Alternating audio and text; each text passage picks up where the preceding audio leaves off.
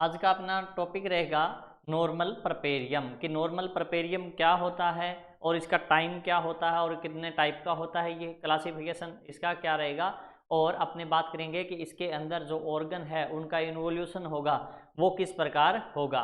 Clear भाई। और इसका टाइम ड्यूरेशन है वो कितना रहेगा, परपेरियम पीरियड। तो सबसे पहले देखो कि परपेरियम पीरियड स्टार्ट कहाँ से होता है। टाइम देखो परपेरियम पीरियड का कि परपेरियम पीरियड का टाइम क्या रहता है। तो परपेरियम पीरियड की अगर बात करें तो after expulsion of placenta and membrane, जैसे ही डिलीवरी हुई, डिलीवरी के बाद प्लासेंटा और जो मेम्ब्रेन है वो एक्सपेल हो जाएगी, वहां से लेके 42 डे या फिर ये बोलें 6 वीक। तो ध्यान रहे, अगर आफ्टर डिलीवरी होने के बाद जैसे ही मान लो प्लासेंटा है और मेम्ब्रेन है वो एक्सपेल हो गई, तो वहां से लेके 6 वीक तक या फिर 42 डे का जो टाइम पीरियड होता है उसे क्या बोलेंगे, अपने परपेरियम पीरियड बोलेंगे। क्लियर भी। और इस पीरियड के अंदर क्या होगा कि पेल्विक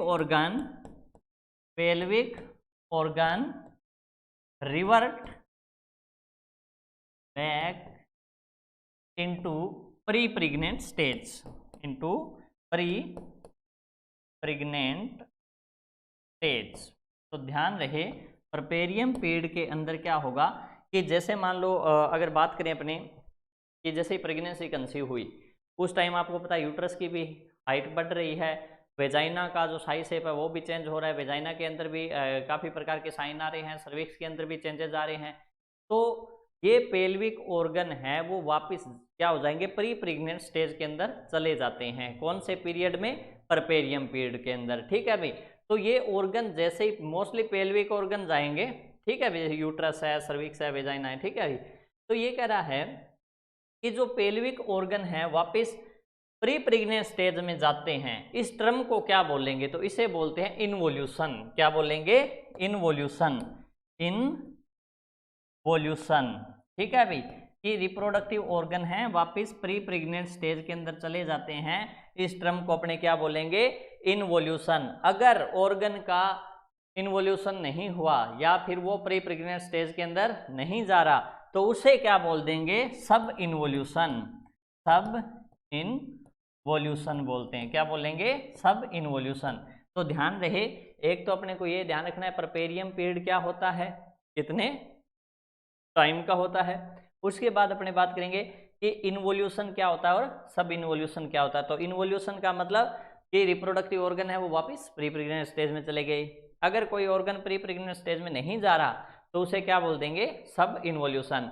और दूसरा ये टाइम ड्यूरेशन ध्यान रखना है, ये क्वेश्चन पूछा जाता है कि परपेरियम पीरियड कितने टाइम का होता है। तो 42 डे बोलो या फिर 6 वीक बोलो, दोनों एक ही बात है। तो इस चीज का अपने को ध्यान रखना है। क्लियर भाई। अब अपनी बात करते हैं कि ये परपेरियम पीरियड का क्लासिफिकेशन करेंगे कि परपेरियम पीरियड है वो उसका ड्यूरेशन कितना होता है और किस किस टाइप में डिवाइड किया गया है। सब टाइप देखो परपेरियम पीरियड के, सब टाइप,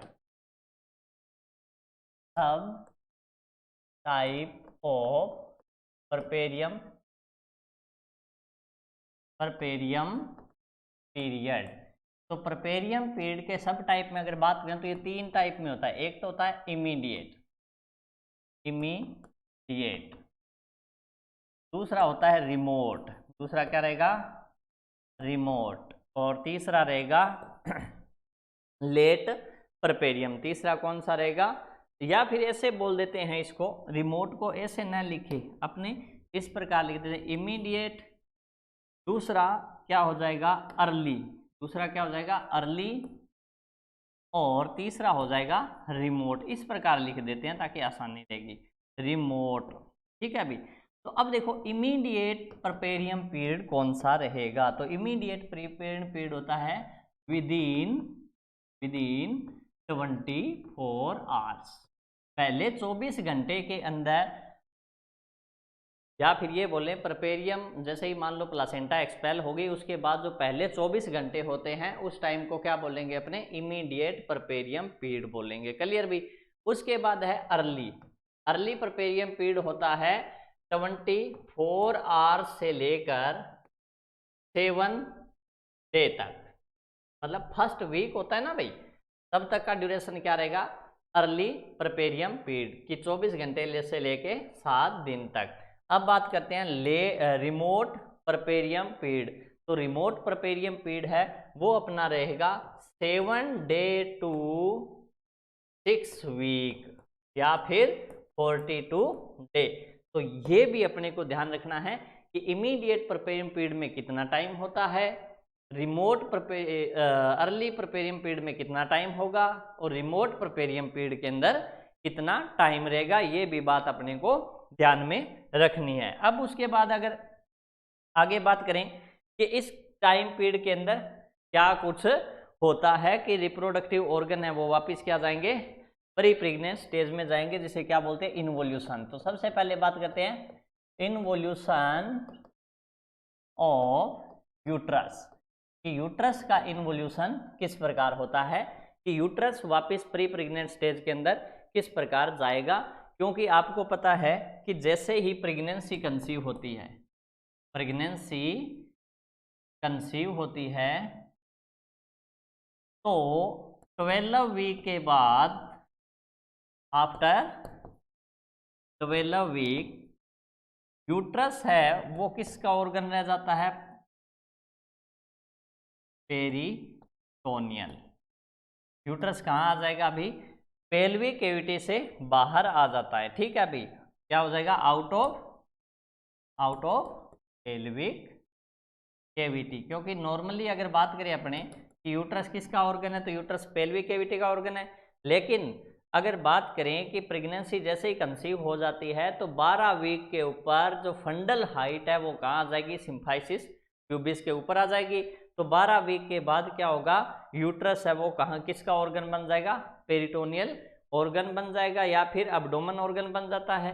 लेकिन जैसे ही मान लो डिलीवरी हो गई, क्या हो जाता है डिलीवरी हो जाती है, तो आफ्टर डिलीवरी क्या होगा, आफ्टर डिलीवरी यूट्रस वापस पेल्विक कैविटी में आएगा 2 वीक में। कितने वीक में 2 वीक में। तो ये दोनों क्वेश्चन इंपॉर्टेंट है, ध्यान दे लेना कि यूट्रस है वापस पेल्विक कैविटी में कब आ जाता है तो आफ्टर डिलीवरी 2 वीक आंसर आएगा। और आफ्टर डिलीवरी 2 वीक के अंदर अंदर ही क्या HCG हार्मोन है वो ब्लड से डिसअपियर हो जाता है। ये दोनों क्वेश्चन 2 वीक के हैं, ध्यान रखना। और पेल्विक कैविटी से बाहर कब आ जाएगा भाई यूट्रस आफ्टर प्रेगनेंसी 12 वीक के ऊपर। क्लियर। तो इन बातों का अपने को ध्यान रखना है। अब अपने बात करेंगे कि यूट्रस का जो इन्वोल्यूशन होगा वो किस प्रकार हो रहा है, यूट्रस का इन्वोल्यूशन है। क्योंकि पहले तो क्या है एट्रम के ऊपर बात करें तो यूट्रस के अंदर 900 से 1000 ग्राम तक वेट होता है। ठीक है। अब डिलीवरी के बाद जस्ट आफ्टर डिलीवरी वेट तो कितना रहेगा 1000 ग्राम ही रहेगा, लेकिन बाद में वो क्या है धीरे धीरे कम हो जाएगा और उसकी हाइट भी क्या हो जाएगी कम हो जाएगी। तो वो देखो किस प्रकार होता है कि यूट्रस का इन्वोल्यूशन किस प्रकार होगा। तो अगर देखें जस्ट आफ्टर डिलीवरी कंसिस्टेंसी कैसी होगी, कंसिस्टेंसी कैसी होगी यूट्रस की, तो वो होगा फर्म। क्या होगा फर्म होगा भी। जस्ट आफ्टर डिलीवरी यूट्रस की कंसिस्टेंसी कैसी होगी फर्म होगी। क्लियर भी। उसके बाद जस्ट आफ्टर डिलीवरी वेट कितना होता है यूट्रस में, वही 1000 ग्राम ही रहेगा, सडन तो डिक्रीज होगा नहीं। क्लियर। तो जस्ट आफ्टर डिलीवरी वेट कितना रहेगा 1000 ग्राम रहेगा। क्लियर भी। उसके बाद धीरे धीरे क्या हो जाएगा ये वेट है वो क्या हो जाएगा रिड्यूस हो जाएगा। वेट क्या हो जाएगा रिड्यूस। तो जैसे मान लो वेट किस प्रकार रिड्यूस होगा, फर्स्ट वीक के अंदर कितना आ जाएगा 500 ग्राम। क्लियर। फिर बात करें सेकेंड वीक में यूट्रस का वेट कितना आ जाएगा 300 ग्राम आ जाएगा। क्लियर। फिर 6th वीक के अंदर यूट्रस का वेट कितना आ जाएगा, 60 ग्राम आ जाएगा, जो कि नॉर्मल यूट्रस का वेट होता है। तो ध्यान रहे, इस प्रकार धीरे धीरे यूट्रस का वेट क्या हो जाएगा, कम हो जाएगा, क्योंकि अब यूट्रस का क्या हो रहा है, इन्वोल्यूशन हो रहा है, यूट्रस वापिस प्री प्रेग्नेंट स्टेज के अंदर जा रहा है। तो ये बातें हैं, ये याद रख लेना, क्योंकि क्वेश्चन इंपॉर्टेंट है। क्लियर भी कि फर्स्ट वीक में कितना हो जाएगा, सेकेंड वीक में कितना हो जाएगा, और थर्ड वीक के अंदर कितना हो जाएगा, ये बात अपने को ध्यान में रखनी है। अब अगर अपने बात करें कि जो यूट्रस है उसकी हाइट किस प्रकार कम होती है, तो अगर ये देखा जाए कि just after delivery, just after delivery uterus की फंडल हाइट की बात कर लेते हैं अपने डायरेक्टली। फंडल हाइट कहाँ होगी, फंडल हाइट कहाँ पे होगी, तो ध्यान दे, इसका ना अलग अलग बुक है, वो अलग अलग रीडिंग देगी, लेकिन जैसे ही क्वेश्चन आते हैं और ऑप्शन सही माने जाते हैं, वो ये रहता है just below umbilicus, just below umbilicus. Uterus कहाँ जाता है, जैसे ही डिलीवरी हुई, डिलीवरी के जस्ट बाद यूट्रस कहाँ जाएगा, जस्ट बिलो अम्बिलिकस आ जाता है यूट्रस। इस चीज का अपने को ध्यान रखना है, ठीक है अभी। अब उसके बाद अपने बात करें कि पहले जो अगर बात करें दूसरे दिन, तो बाद में क्या होगा, यूट्रस है, ये लिख देता हूं मैं, समझाने वाली बात है, तो इसके अंदर कुछ नहीं है कि 2 डे, सेकेंड डे से लेके सेकेंड वीक तक, सेकेंड वीक तक यूट्रस है वो 1.25 सेंटीमीटर पर डे के हिसाब से, पर डे क्या हो जाएगा, फंडल हाइट क्या हो जाएगी उसकी, डिक्रीज हो जाती है। क्लियर भी, तो 2 वीक के बाद यूट्रस की जो हाइट है वो क्या हो जाएगी, बिल्कुल कम हो जाएगी। तो दूसरे वीक के अंदर क्या हो जाएगा, यूट्रस है वो वापस पेल्विक कैविटी के अंदर आ जाता है। और ये क्वेश्चन है ना कई बार पूछा जाता है, इसलिए मैं आपको नोट करवा रहा हूँ, क्योंकि ये आने वाले एग्जाम में पूछ भी सकता है कि आफ्टर डिलीवरी यूट्रस की जो फंडल हाइट है वो कहाँ पे रहेगी, तो जस्ट बिलो अम्बिलिकस। उसके बाद अगर बात करें फर्स्ट, कई बार ये आ जाता है, अगर ऑप्शन में आपको मिले कि फर्स्ट 24 आवर्स के अंदर फंडल हाइट कहाँ पे होती है, फंडल हाइट कहाँ पे होगी, दिख नहीं रहा, okay okay okay, colour change करता हूँ भाई, लाल रंग दिख नहीं रहा, ये लेते हैं कि विद इन 24 आवर्स के अंदर फंडल हाइट क्या रहती है, तो फंडल हाइट है वो रिमेन रहती है, क्या रहेगी, रिमेन। अगर ऐसा ऑप्शन मिले ना कि पहले 24 घंटे फंडल हाइट क्या रहेगी, तो बोल देना, अगर रिमेन का ऑप्शन है तो रिमेन रहेगी, और फंडल हाइट रहेगी कहाँ पे, जस्ट बिलो अम्बिलिकस। बातें दूसरे दिन से लेके सेकेंड वीक तक क्या है, पर डे के हिसाब से 1.25 सेंटीमीटर पर डे के हिसाब से फंडल हाइट डिक्रीज होती रहेगी। ये बात अपने को ध्यान रखना है। क्लियर भी, ओके ठीक है भाई। तो अब देखो उसके बाद अगर बात करें अपने कि यूट्रस पेल्विक कैविटी के अंदर तो आ गया 2 वीक के अंदर अंदर। क्लियर भी, ऐसे चेंजेस ओके अगर अबॉर्शन हो गया, हाँ ठीक है। देखो अबॉर्शन के अंदर भी इन्वोल्यूशन होगा, जैसे अबॉर्शन हो गया, मान लो कि अगर 12 वीक की प्रेगनेंसी या 20 वीक की प्रेगनेंसी है, उस टाइम अगर अबॉर्शन हो गया, तो अबॉर्शन होने के बाद भी क्या होगा कि इन्वोल्यूशन तो होगा, लेकिन वो क्या है, रैपिड हो जाएगा, थोड़ा स्पीड से हो जाएगा। क्यों, क्योंकि 20 वीक तक बात करें तो आपको पता है अम्बिलिकस से भी बिलो होता है फंडल हाइट, ठीक है, तो उसको क्या है वापिस पेल्विक कैविटी में आने के लिए कम टाइम मिलेगा। क्लियर, लेकिन अगर फुल टर्म डिलीवरी है तो उसके अंदर कितना टाइम लगेगा, 2 वीक का टाइम लगेगा। अच्छा क्वेश्चन है ये, ठीक है भाई। अब उसके बाद अगर बात करें कि प्लासेंटल साइट की, अगर बात करें कि प्लासेंटल साइट कैसी रहेगी, तो देखो मान लो ये यूट्रस था और इसके अंदर यहां पे क्या लगी हुई थी, पहले प्लासेंटा। अब ये प्लासेंटा आ गई बाहर, तो प्लासेंटा जैसे ही डिलीवर हो गई तो ये इतना एरिया है, इसके अंदर किस प्रकार चेंजेज होगा, और इसके अंदर चेंजेज होने जरूरी भी है, फंडल आई डिक्रीज होनी जरूरी भी है, क्योंकि ये जो सरफेस एरिया है ये धीरे धीरे जैसे जैसे कम होता जाएगा पीपीएच के चांस, पोस्टमार्टम हेमरेज के चांस उतने ही कम हो जाएंगे। अगर ये एरिया यहाँ से रिमेन रहा तो आपको पता है इतने एरिया से क्या है, ब्लीडिंग होगी, ठीक है भाई, तो पीपीएच के चांस बढ़ जाते हैं। तो अगर मान लो प्लासेंटा जितनी दूरी में अटैच थी, ये प्लासेंटा जितनी दूरी में अटैच थी उसकी अगर कंडीशन की बात करें तो ये इतनी दूरी में प्लासेंटा अटैच थी, तो इसका क्या रहेगा, तो ये धीरे धीरे क्या हो जाएगी, जैसे जैसे यूट्रस कॉन्ट्रैक्ट करेगा वैसे वैसे ये क्या हो जाएगी, कम हो जाएगी। जैसे मान लो नॉर्मली अगर बात करें तो इसका डायमीटर 7.5 सेंटीमीटर होता है, 7.5 सेंटीमीटर होता है प्लासेंटल सरफेस एरिया डायमीटर, या फिर इसकी जो लेंथ होगी वो कितनी रहेगी, 7.5 सेंटीमीटर होगी। बाद में ये धीरे धीरे क्या हो जाएगी, डिक्रीज हो जाती है। अगर 6 वीक के बाद बात करें कि आफ्टर 6 वीक ये साइट कितनी रह जाएगी, ओनली 1.5 सेंटीमीटर, कितना रह जाएगी, 1.5 सेंटीमीटर रह जाएगी। जो 7.5 सेंटीमीटर सरफेस एरिया था ना, वो जैसे जैसे यूट्रस छोटा होगा, यूट्रस का साइज छोटा होगा, वैसे वैसे ही ये प्लासेंटल सरफेस एरिया भी क्या हो जाएगा, कम हो जाएगा, और ये कितना हो जाएगा, 7.5 सेंटीमीटर से कितना हो जाएगा, 1.5 सेंटीमीटर। तो ये रेड कलर वाला दिख नहीं रहा, आप बता, अब इन बच्चों को क्या दिखेगा, ये तो बेचारे बोल भी नहीं सकते, अन्याय तो है।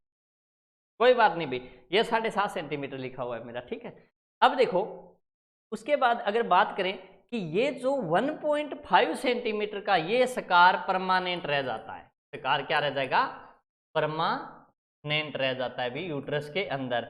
बाद में अगर भविष्य के अंदर इन फ्यूचर दोबारा से प्रेगनेंसी कंसीव होती है तो कई बार अगर इस 1.5 सेंटीमीटर वाले एरिया के ऊपर ही अगर इम्प्लांट हो जाती है तो उसमें एपीएच के चांस इंक्रीज हो जाते हैं।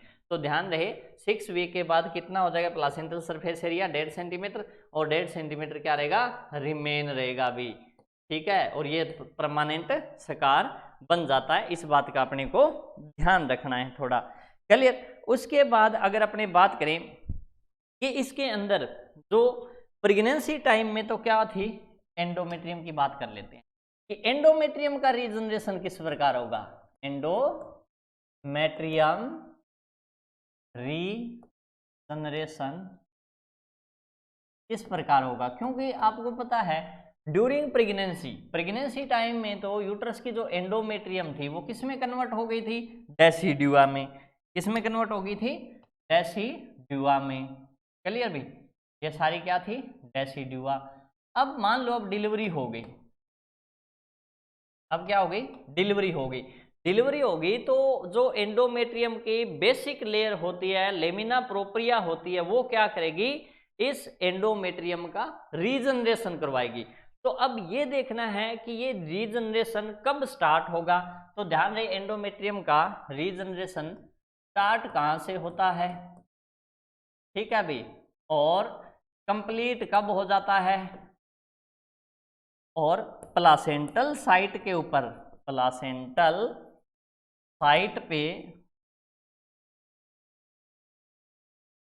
साइट पे कब कंप्लीट होगा, ठीक है। तो ये अपने को ध्यान रखना है कि एंडोमेट्रियम का जो रीजनरेशन है वो कब स्टार्ट होगा और कंप्लीट वो कब हो जाएगा, ये चीजें अपने को देखना है। तो जो एंडोमेट्रियम का जो रीजनरेशन है वो वैसे 7वें दिन 7th डे स्टार्ट हो जाता है।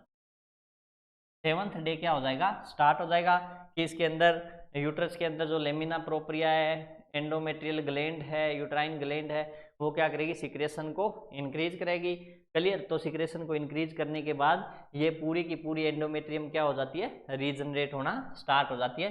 तो आफ्टर डिलीवरी एंडोमेट्रियम का रीजनरेशन, क्योंकि डेसिड्यू अब रिप्लेस होगी किसके अंदर, एंडोमेट्रियम में, तो वो कब स्टार्ट हो जाएगा, 7वें दिन स्टार्ट हो जाता है। इस बात का अपने को ध्यान रखना है। और उसके बाद अगर बात करें कि इसका रीजनरेशन है एपिथेलियम का, कि एंडोमेट्रियल एपिथेलियल का रीजनरेशन, एपिथेलियल थीलियल बड़ा लिखूं क्या, एपिथेलियल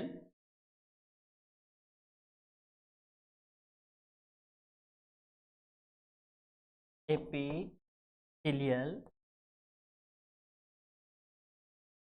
रीजनरेशन कंप्लीट कब हो जाएगा, एपिथेलियल रीजनरेशन कंप्लीट कब हो जाएगा, तो ये हो जाएगा 10th डे पे। कितने दिन पे, 10th डे पे। क्लियर। और ये तो एपिथेलियल का रीजनरेशन हुआ है। अगर बात करें कि कंप्लीटली एंडोमेट्रियम का रीजनरेशन कंप्लीट कब होगा, यहां लिख देता हूं, कंप्लीट एंडोमेट्रियल रीजनरेशन कब होगा, तो ये रीजनरेशन हो जाएगा 16 दिन पे। ये क्वेश्चन ध्यान रखना है कि ये ना थोड़ा सा इसमें और इसमें देखो, एपिथेलियल रीजनरेशन में और कंप्लीट एंडोमेट्रियल रीजनरेशन में कंफ्यूज नहीं होना, क्योंकि ये एपिथेलियल का रीजनरेशन है जो कब कंप्लीट हो रहा है, 10 दिन पे। और कंप्लीट एंडोमेट्रियम का रीजनरेशन अगर बात करें एक्सेप्ट प्लासेंटल साइट, कि जहां पे मान लो प्लासेंटा अटैच थी, उस साइट को छोड़ के बाकी पूरे यूट्रस की एंडोमेट्रियम है वो कब कंप्लीट हो जाएगी रीजनरेशन उसका, तो 16 दिन के ऊपर कंप्लीट होगा। इस बात का ध्यान रखना है। और एपिथेलियम, एंडोमेट्रियल एपिथेलियम है उसका रीजनरेशन 10 दिन में कंप्लीट होगा। और एंडोमेट्रियम का रीजनरेशन स्टार्ट कितने दिन पे होगा, 7 दिन पे होगा। और प्लासेंटल साइट के ऊपर भी रीजनरेशन होगा, वो कितने टाइम में होगा, वो होगा 6 वीक में कंप्लीट। कब कंप्लीट होगा, 6 वीक में। तो अब है ना, इसमें बिल्कुल कंफ्यूज नहीं होना, क्योंकि 2-3 बातें हैं जो अपने को याद रखनी है। तो इतना ही याद रखना है, एंडोमेट्रियम का रीजनरेशन 7वें दिन स्टार्ट हुआ। कंप्लीट जो एपिथेलियम का रीजनरेशन है, एपिथेलियम बोले तो जो एंडोमेट्रियम बनाएगी, उसका रीजनरेशन 10 दिन में कंप्लीट हुआ। और पूरी एंडोमेट्रियम का जहां प्लासेंटा अटैच थी उस जगह को छोड़ के कितने दिन में रीजनरेशन हुआ कंप्लीट, 16 दिन में। और प्लासेंटल साइट का भी, जैसे प्लासेंटा यहाँ अटैच थी, इस पे भी एंडोमेट्रियम बनेगी। इसका मतलब अब टोटल एंडोमेट्रियम का रीजनरेशन कितने दिन में कंप्लीट हो जाएगा, 6 वीक में, या फिर 42 डे के अंदर कंप्लीट हो जाता है। इस चीज का अपने को ध्यान रखना है भी। क्लियर। अब उसके बाद अगर बात करें अपने कि वेजाइना के अंदर इन्वोल्यूशन होगा, तो वेजाइना के अंदर क्या होगा, जैसे नॉर्मली अगर बात करें अपने वेजाइना की, तो जैसे मान लो ये यूट्रस है, ठीक है, ये सर्विक्स आ गया और ये वेजाइना आ गई। सर्विक्स के बाद ये क्या आ गई, वेजाइना आ गई। तो वेजाइना में इस प्रकार क्या है, रगी पाए जाते हैं। क्या होते हैं, रगी। ठीक है अभी। तो आफ्टर डिलीवरी ये क्या हो जाएंगे भी, एब्सेंट हो जाते हैं। क्या हो जाते हैं, एब्सेंट हो जाते हैं रगी। क्लियर भी। और जो सर्विक्स है उसके अंदर भी धीरे धीरे वो क्लोज होगा, तो सर्विक्स के अंदर चेंजेस क्या आएंगे, जैसे मान लो ये सर्विक्स है, ये तो किसका है, नल्लीपेरस का। किसका है, नल्लीपेरस वोमेन, जिसने कोई बच्चे को जन्म नहीं दिया, उसका है। और अगर इस प्रकार हो जाए सर्विक्स की कंसिस्टेंसी, तो इसे क्या बोलेंगे, मल्टीपेरस। तो देखो किस प्रकार का सर्विक्स होगा, नल्लीपेरस में तो इस प्रकार का सर्विक्स होगा, ठीक है। और जो मल्टीपेरस है उसके अंदर इस प्रकार का सर्विक्स होगा। इसके अंदर चेंजेस इतना ही आता है। क्लियर भी। और उसके बाद मेन जो चेंजेस आएगा आफ्टर डिलीवरी, वो आता है मैटरनल वाइटल साइन में, कि मदर के वाइटल साइन किस किस प्रकार चेंज होंगे। तो अगर बात करें अपने कि वाइटल साइन में क्या क्या चेंजेस आएगा आफ्टर डिलीवरी, या फिर परपेरियम पीरियड के अंदर मदर के अंदर इन्वोल्यूशन हो रहा है, उस टाइम कुछ फिजियोलॉजिकल चेंजेस होते हैं। क्या होंगे, फिजियोलॉजिकल चेंजेस आएंगे परपेरियम पीरियड में, और जिस मदर का परपेरियम पीरियड चल रहा होता है उसे क्या बोलेंगे? परपेरा। क्या बोलेंगे? परपेरा। जिस मदर का परपेरियम पीरियड चल रहा है उसे क्या बोलेंगे? परपेरा बोलेंगे। क्लियर भी? अब देखो, सबसे पहले बात करते हैं अपने टेम्परेचर की। तो just after delivery, temperature increase रहता है। टेम्परेचर स्लाइटली क्या रहेगा? इंक्रीज रहता है। क्लियर भी? कि जैसे ही डिलीवरी हुई है, डिलीवरी होने के बाद क्या होगा? टेम्परेचर थोड़ा सा इंक्रीज रहता है। ऐसा क्यों होता है? क्योंकि जैसे ही डिलीवरी होती है उस टाइम मदर के अंदर क्या हो जाएगा? डिहाइड्रेशन। इस वजह से ड्यू टू डिहाइड्रेशन, मदर के अंदर डिहाइड्रेशन हो जाएगा। उसकी वजह से slightly just after delivery temperature क्या रहेगा? इंक्रीज रहेगा। क्लियर भी? उसके बाद बात करते हैं अपने, अगर यह टेम्परेचर आफ्टर 3 डे इंक्रीज हो, इसका मतलब क्या हुआ? मदर के अंदर डेफिनेटली कोई न कोई इन्फेक्शन है। जैसे ब्रेस्ट इंगोरेजमेंट है। अगर ब्रेस्ट इंगोरेजमेंट है तो उस केस में क्या हो जाएगा? 3 दिन बाद टेम्परेचर बढ़ जाता है। लेकिन जस्ट आफ्टर डिलीवरी देखे तो टेम्परेचर इंक्रीज रहेगा। वो किस वजह से रहेगा? डिहाइड्रेशन की वजह से। क्लियर? उसके बाद बात करते हैं पल्स की। पल्स, तो पल्स भी क्या होगी? इंक्रीज होगी भी। ठीक है, जैसे ही डिलीवरी हुई, डिलीवरी के बाद पल्स भी इंक्रीज होगी। वो भी किस वजह से होगी? डिहाइड्रेशन की वजह से। किसकी वजह से? डिहाइड्रेशन की वजह से ही होगी। और अगर आफ्टर 24 आवर्स, क्योंकि डिहाइड्रेशन को आप 24 घंटे के अंदर अंदर मैनेज कर सकते हो, लेकिन अगर आफ्टर 24 घंटे के बाद भी अगर पल्स रेट इंक्रीज मिले तो डेफिनेटली उसको क्या है? कोई यूटीआई वगैरह है या कोई पेल्विक इन्फेक्शन हो गया है। क्या हो गया? पेल्विक इन्फेक्शन हो गया है। उस वजह से क्या हो जाएगा? ये इंक्रीज रहेगी पल्स रेट। क्लियर भी? उसके बाद और क्या क्या चेंजेस आएंगे? वेट में चेंज आता है।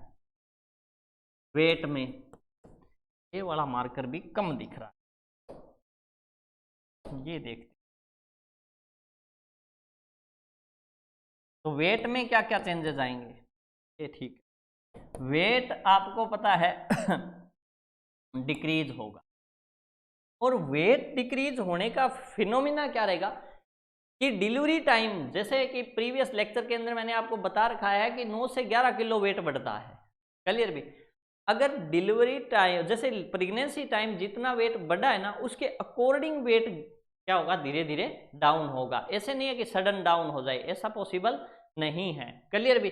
वेट जितना प्रेगनेंसी टाइम बढ़ा था उसके अकॉर्डिंग क्या होगा? डिक्रीज होगा। इस बात का अपने को ध्यान रखना है।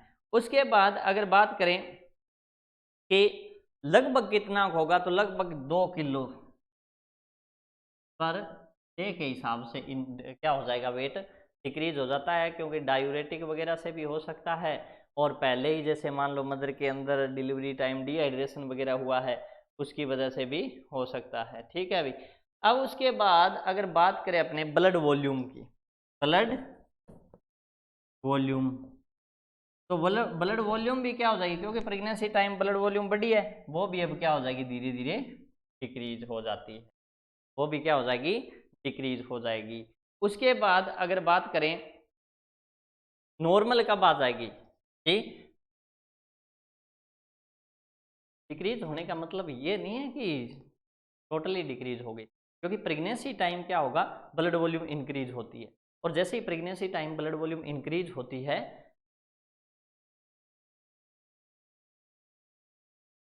ओके, कि नॉर्मल कब आ जाएगी। ठीक है, सुनो, ब्लड वॉल्यूम प्रेगनेंसी टाइम में बढ़ी, वो अब क्या होगी? धीरे धीरे डिक्रीज हो जाएगी। लेकिन नॉर्मल कब आ जाएगी?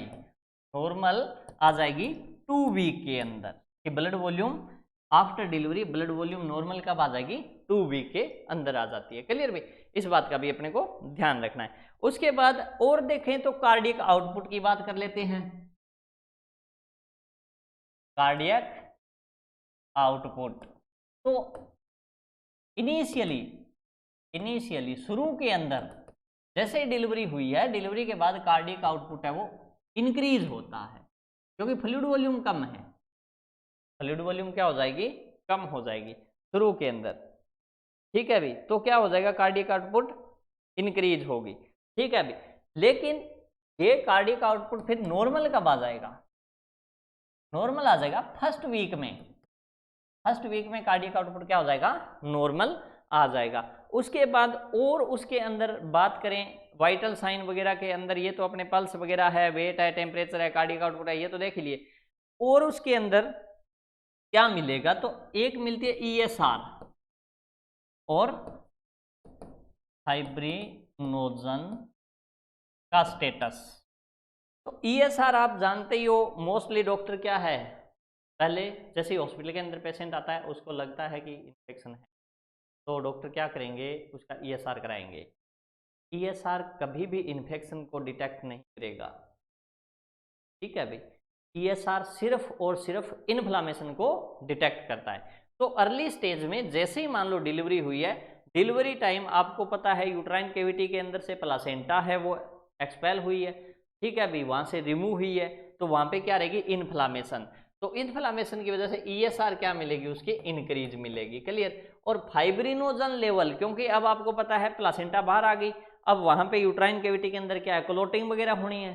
ठीक है भाई, जहां प्लासेंटा अटैच थी, तो इसलिए फाइब्रिनोजन लेवल भी क्या मिलेगा? इंक्रीज मिलेगा। फाइब्रिनोजन लेवल भी क्या मिलेगा? इंक्रीज मिलेगा। तो ESR और फाइब्रिनोजन लेवल भी उस पेशेंट ने प्रोपेरियल पेशेंट के अंदर क्या मिलेगा? इंक्रीज मिलेगा। क्लियर? उसके बाद अगर बात करें अपने यूरिनरी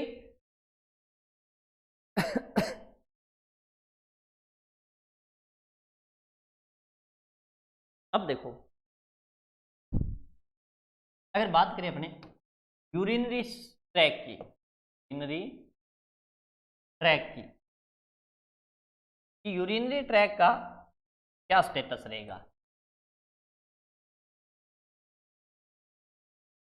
तो ब्लेडर क्या मिलेगा? ब्लेडर है वो डिस्टेंडेड मिलेगा। क्या मिलेगा? डिस्टेंडेड, क्योंकि मसल के अंदर डिस्टेंशन आ जाएगा ना, उस वजह से। तो क्या कर देना चाहिए अपने को? कैथेटर लगा देना चाहिए। क्या लगा देना चाहिए? कैथेटर। जैसे ही मान लो डिलीवरी हुई है और पास आउट नहीं कर रही, तो कैथेटर लगा देंगे, क्योंकि अगर ब्लेडर ओवर डिस्टेंडेड रहा तो डेफिनेटली वो PPH भी करा देगा, क्योंकि यूट्रस को कॉन्ट्रैक्ट होने के लिए, कॉन्ट्रैक्ट होगा यूट्रस तो उसको स्पेस ही नहीं मिलेगा। ब्लेडर डिस्टेंड है तो ये क्या करेगा? यूट्रस कॉन्ट्रैक्ट नहीं होगा, तो इस केस में PPH के चांस बढ़ जाते हैं, इसलिए यूरिनरी ब्लेडर है वो खाली करवा देना चाहिए। क्लियर भी? इस बात का अपने को ध्यान रखना है। GI ट्रैक के अंदर देखें कि डाइजेस्टिव सिस्टम की कंडीशन क्या रहेगी? तो डाइजेस्टिव सिस्टम के अंदर अर्ली स्टेज के अंदर क्या रहेगा भाई? इंटेस्टाइनल पेरेंसिस रहेगा। ठीक है भाई, इंटेस्टाइनल पेरासिस, इंटेस्टाइन की मसल है उसके अंदर क्या है? वीकनेस आ जाएगी। ये भी अपने को ध्यान रखना है। बाद में ये धीरे धीरे क्या हो जाएगी? रिकवर हो जाती है। क्लियर भाई? उसके बाद और देखें अपने, तो और क्या कुछ उसके अंदर मिलेगा? तो और चेंजेस आएंगे प्रोपेरियम पीरियड में, वो है मेंसुरेशन साइकिल के। किसके? मेंसुरेशन साइकिल के। ठीक है, और ओव्यूलेशन के, ओव्यूलेशन के, कि अब आफ्टर डिलीवरी फीमेल के अंदर मेंसुरेशन साइकिल कब से स्टार्ट हो जाएगा और उसके अंदर ओव्यूलेशन होना कब से स्टार्ट हो जाएगा? तो ये डिपेंड करेगा कि वो मदर लैक्टेशनल है या फिर नॉन लैक्टेटिंग है। तो इसका क्राइटेरिया अलग अलग रहेगा। तो ये देखो कि मेंसुरेशन या फिर ओव्यूलेशन, ओव्यूलेशन की बात करें तो ये किस कंडीशन में क्या क्या रहेगा? तो अपने बात करते हैं कि अगर मदर क्या है? नॉन लैक्टेटिंग है। क्या है? नॉन लैक्टेशनल, मतलब जो मदर ब्रेस्ट फीडिंग नहीं कराती, तो मदर नो ब्रेस्ट फीडिंग, जो मदर ब्रेस्ट फीडिंग नहीं कराती उसके अंदर 3 वीक के अंदर मेंसुरेशन साइकिल या फिर ओव्यूलेशन होना स्टार्ट हो जाता है। ठीक है भाई? और अगर बात करें अपने लैक्टेशनल मदर के अंदर, लैक्टेशनल मदर जो मदर ब्रेस्ट फीडिंग करवा रही है, जो मदर ब्रेस्ट फीडिंग करवा रही है, उसके अंदर मेंस्ट्रुएशन और ओव्यूलेशन का टाइम रहता है, वो रहता है 3 मंथ। कितना रहेगा? 3 मंथ। देखो वैसे तो अपने पढ़ते हैं, नॉर्मली पढ़ते हैं कि ब्रेस्ट फीडिंग है वो 6 मंथ तक क्या करेगी? नेचुरल कॉन्ट्रासेप्शन का काम करती है। हालांकि ऐसा 100% पॉसिबल नहीं है, इसलिए अपने को मान के यही चलना है कि जो लैक्टेशनल मदर है, जो मदर ब्रेस्ट फीडिंग करा रही है, उसमें मेंस्ट्रुएशन साइकिल 3 मंथ में या 12 वीक के अंदर स्टार्ट हो जाएगा। इसलिए हमेशा ध्यान दें, इसके लिए यूज करते हैं रूल 3। क्या यूज करेंगे? रूल 3। अब ये रूल 3 क्या है? तो ध्यान रहे, जो मदर नॉन लैक्टेटिंग मदर है उसको आफ्टर 3 मंथ क्या देना है अपने को? Contraception device. आफ्टर 3 वीक क्या देंगे? कॉन्ट्रासेप्टिव डिवाइस क्या कर देंगे, या कॉन्ट्रासेप्टिव मेथड है वो स्टार्ट कर देंगे। तो रूल 3 के अकॉर्डिंग क्या है कि 3 वीक में, आफ्टर 3 वीक कि नॉन लैक्टेशनल है उसमें तो 3 वीक के बाद कॉन्ट्रासेप्शन मेथड स्टार्ट कर देंगे, और जो लैक्टेशनल मदर है उसमें after 3 month start contraception method. ठीक है अभी कि 3 महीने बाद। तो ये रूल 3 है कि नॉन लैक्टेटिंग है उसके अंदर तो 3 वीक के बाद कॉन्ट्रासेप्शन स्टार्ट करेंगे, और जो लैक्टेशनल है उसके अंदर कब स्टार्ट कर देंगे? 3 मंथ के अंदर अपने क्या करेंगे? कॉन्ट्रासेप्शन स्टार्ट कर देंगे। क्लियर भी? तो ये चीजें किसके अंदर आएगी? सारी प्रपेरियम पीरियड के अंदर आती है। और एक प्रपेरियम पीरियड के अंदर मेन चीज जो आती है जिससे क्वेश्चन पूछे जाते हैं, कोई एग्जाम देंगे ना तो एक क्वेश्चन पक्का पूछा जाता है, तो वो आज एक पक्का क्वेश्चन कर लो, जो भी बता रहा हूं 99 नंबर ना आवे चाहिए, 1 नंबर आना चाहिए, जो आज करा रहा हूं। अब देखो एक टॉपिक है lochia. Lochia after delivery, after delivery 15 to 21 day तक क्या होगा? वेजाइना के थ्रू वेजाइनल सिक्रेशन होता है, वेजाइना के थ्रू फ्लूइड का सिक्रेशन होता है। आफ्टर डिलीवरी वेजाइना के थ्रू 15 से 21 दिन तक फ्लूइड का डिस्चार्ज होता रहता है, जिसे अपने क्या बोलते हैं? लोकिया। क्या बोलेंगे? लोकिया। क्लियर भी? तो ये लोकिया है, अलग अलग टाइप का होता है, ये 3 टाइप का होता है। सबसे पहले अपने बात करते हैं lochia rubra. Lochia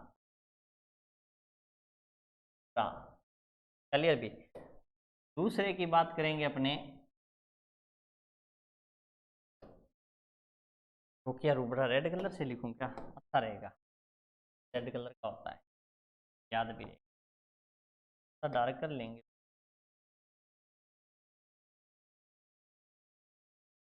lochia rubra, ये वाला कलर। तो अपने बात कर रहे हैं किस? Lochia rubra. उसके बाद अपने बात करेंगे लोकिया सीरोसा की बात करेंगे, या सीरोसा।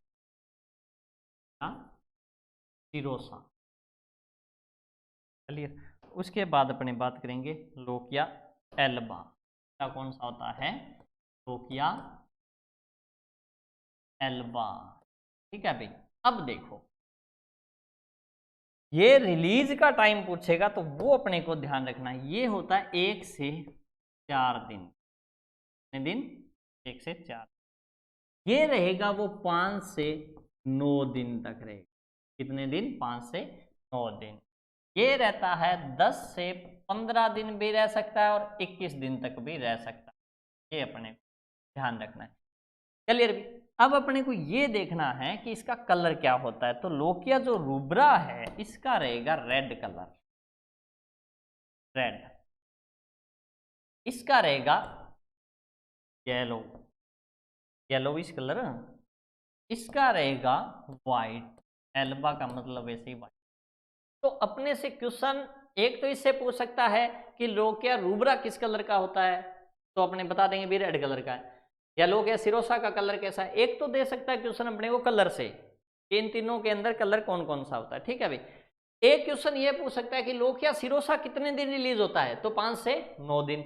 या वो कह देगा कि जैसे डिलीवरी हुई, डिलीवरी के बाद 1 से 4 दिन तक जो वेजाइना के थ्रू फ्लूइड रिलीज होता है उसे क्या बोलेंगे, क्या उसे लोकिया एल्वा बोलेंगे या लोकिया सिरोसा बोलेंगे या लोकिया रूब्रा बोलेंगे, तो बता देना है लोकिया रूब्रा बोलेंगे। तो एक तो कलर के बेस पे अपने से क्वेश्चन पूछ सकता है, और एक अपने से क्वेश्चन यह भी पूछ सकता है कि कौन सा कितने टाइम रिलीज हो रहा है, इस बात का भी अपने को ध्यान रखना है। क्लियर भी।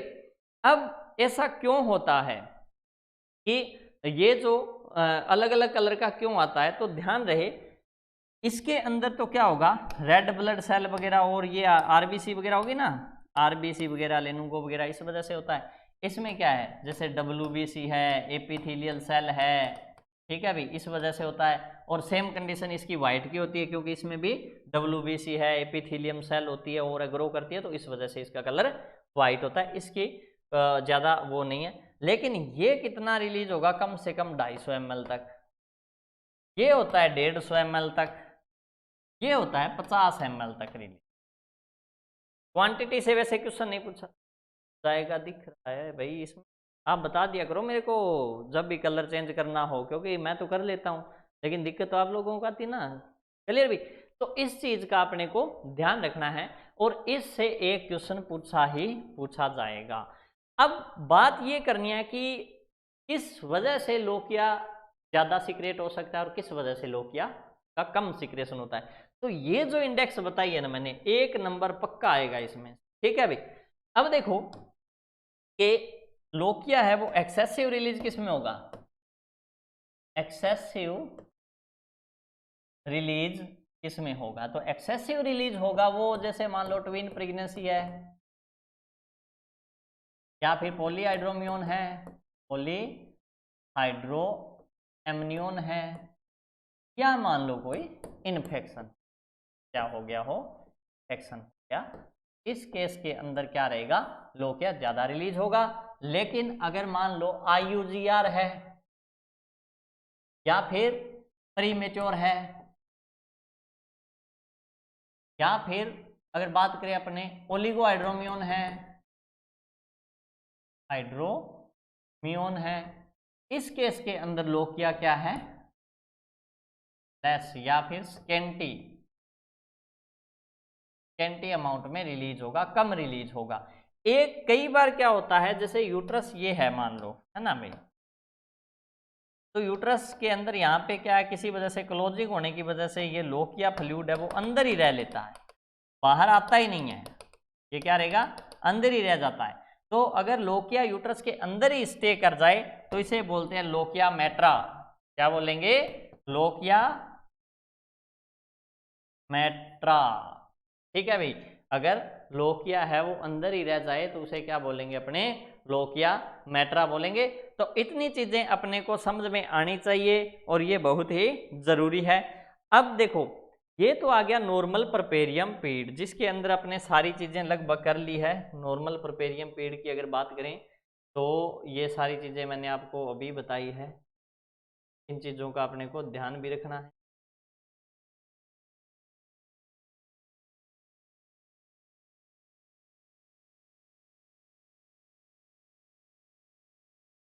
ये देखो नॉर्मल परपेरियम का टाइम ड्यूरेशन मैंने आपको बताया था, इन्वोल्यूशन सब इन्वोल्यूशन बता दिया। उसके बाद इसके टाइम क्या क्या रहता है, इमीडिएट कौन सा है, अर्ली कौन सा, रिमोट कौन सा है, ठीक है अभी। और इन्वोल्यूशन यूट्रस का किस प्रकार हो रहा है, ठीक है, और यूट्रस की हाइट वगैरह, फंडल हाइट वगैरह कहाँ होती है। तो ये सारी चीज़ें ना रिवाइज करना, इससे इंपॉर्टेंट क्वेश्चन पूछे जाते हैं। बिल्कुल छोटा सा टॉपिक है। अब जो नेक्स्ट टॉपिक लेके आ रहा हूँ उसके अंदर आएगा परपेरल पायरेक्सिया, ठीक है अभी। क्योंकि अगर डिलीवरी की वजह से, लेबर के कॉम्प्लिकेशन की वजह से अगर कोई इन्फेक्शन होता है पेल्विक या पेल्विक ऑर्गन के अंदर, तो उसे अपने क्या बोलेंगे, परपेरल पायरेक्सिया बोलेंगे। तो वो टॉपिक मैं नेक्स्ट वीडियो के अंदर डालता हूँ, इतने आप इसको अच्छे से रिवाइज करो।